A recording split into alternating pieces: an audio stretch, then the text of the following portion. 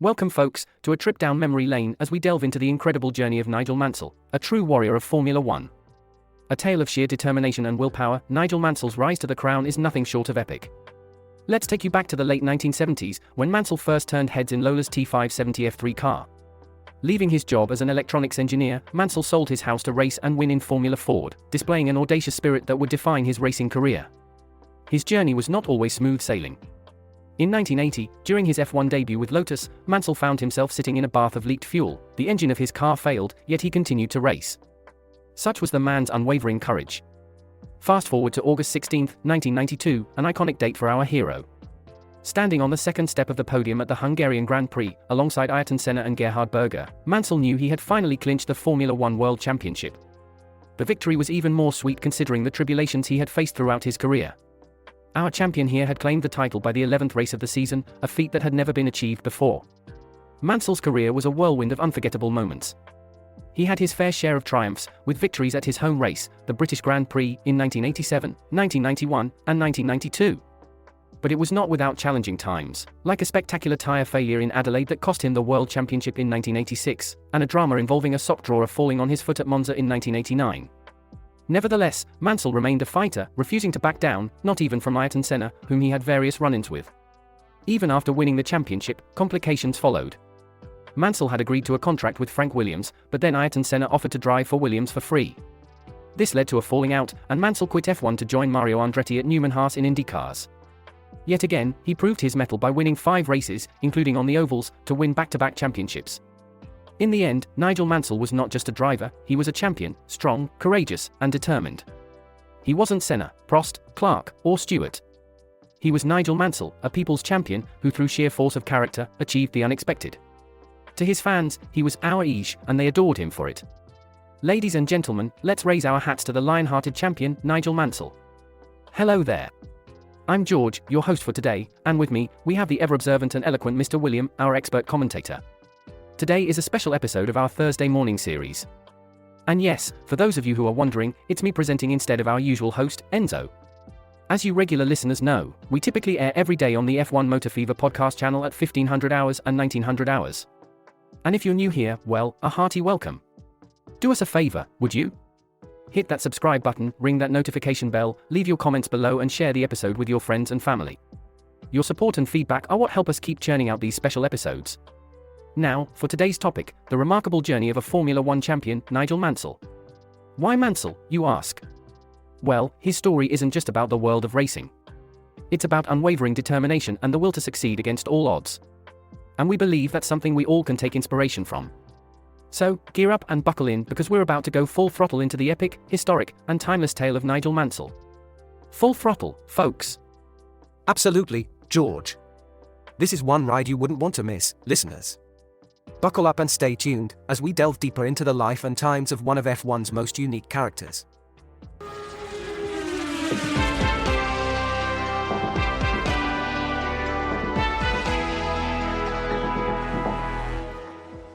Continuing with our journey into Nigel Mansell's epic career, it's worth noting the sheer determination and fight Mansell had to put in to achieve his dreams.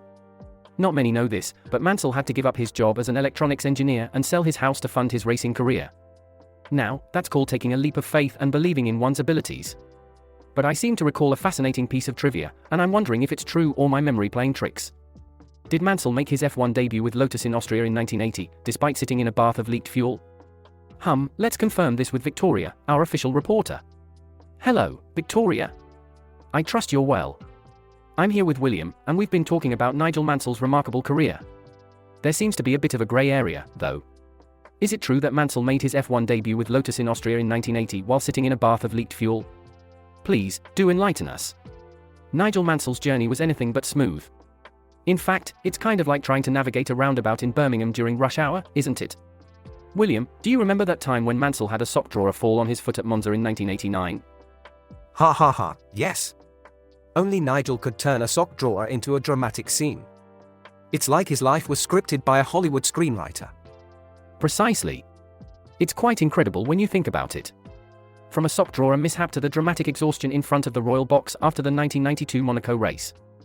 Yes, and don't forget about the time when he faints in the Dallas heat. That was quite a spectacle. Ha ha ha, oh the drama. With Mansell, every race was like an episode of EastEnders. Just goes to show, it's not just about the driving, it's about the personality too. I've always admired Mansell's tenacity, both on and off the track. After finally reaching the pinnacle of Formula One, he took a surprising turn and moved to America to join the IndyCar circuit with Newman Haas. And in true Mansell style, it wasn't without dramatic episodes, was it, William? Oh, indeed, George. His first major test on an oval track, at Phoenix, was quite the spectacle. Who could forget that crash? A backwards impact with the wall at a staggering 187 miles per hour. Trust Mansell to make even a crash memorable. It truly was something. But let's not forget the courage it took to get back behind the wheel after that. Mansell went on to take 5 wins that season, dominating the tracks, including those ovals which were typically the domain of American racers. It was a testament to his raw courage and unwavering determination. That's true. Mansell had this remarkable ability to bounce back, to rise from the ashes. And his return to F1 after Senna's tragic accident was no different. He put up a strong performance for Williams in France and even claimed his final, 31st, Grand Prix victory in Australia. Absolutely, William. Although, we might want to gloss over that ill-fated switch to McLaren, which culminated in Spain where he appeared to park a perfectly healthy car. But hey, that's Mansell for you. Always one for drama and full of surprises. Despite his unfortunate stint with McLaren, one can't deny Mansell's insurmountable courage. Whether it was continuing a charity cycle ride with a torn Achilles tendon, or dealing with the competitive fire being quenched with an uncompetitive car, Nigel always had a knack for overcoming adversity. Don't you agree, William? Absolutely, George. But I've always wondered, why do drivers choose to move to uncompetitive teams? It seems counterintuitive for a race car driver. Ha ha ha, William, you sound like you've just discovered Formula One. Trust me, it's not as simple as choosing the fastest car and winning races. There are contracts, relationships, and sometimes, simply the need for a fresh challenge. Well, George, not all of our listeners are Formula One veterans like us. Some might be tuning into the F1 Motor Fever podcast for the first time and are eager to learn about the sport. Fair point, William. But I hope we're not boring our regular listeners with the basics and making them switch channels. Oh, come on, George. Even the most seasoned fans can find joy in revisiting the rudiments of the sport. Besides, we're talking about Nigel Mansell, a true legend of Formula One. There's never a dull moment when he's involved. Nigel Ernest Mansell, what a character. He was a driver with an indomitable spirit, a driver who seemed to be fueled by the belief that the world was against him. And yet, that didn't deter him from becoming one of the most spectacular drivers we've ever seen in Formula One, right, William? Absolutely, George. Mansell wasn't just a Formula One driver. He was a hero, a world champion, and most importantly, the people's champion. His driving style was unique, powered by his lion-hearted courage and unstoppable force of character. And that's something that made him stand out. He wasn't another Senna, Prost, Clark, or Stewart. He was Nigel Mansell, our Ige. It's that sheer force of character and his ability to pull off the unexpected that made him so adored by fans across the globe. Indeed, George. His story is a poignant reminder of why we all love Formula One. It's not just about the speed or the thrill of racing. It's about the people, their spirit, and the stories they carry with them onto the track. It's what makes the sport so compelling. Well said, William. It's the stories behind the races, behind the drivers, that truly make this sport what it is. And Nigel Mansell's story is certainly one of those that we'll always cherish. Well, ladies and gents, that's all we have time for on this special episode of F1 Motor Fever podcast.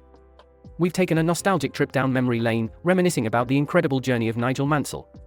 From his thrilling exploits on the track to the affable our Ige off it, his story truly embodies the spirit of Formula One.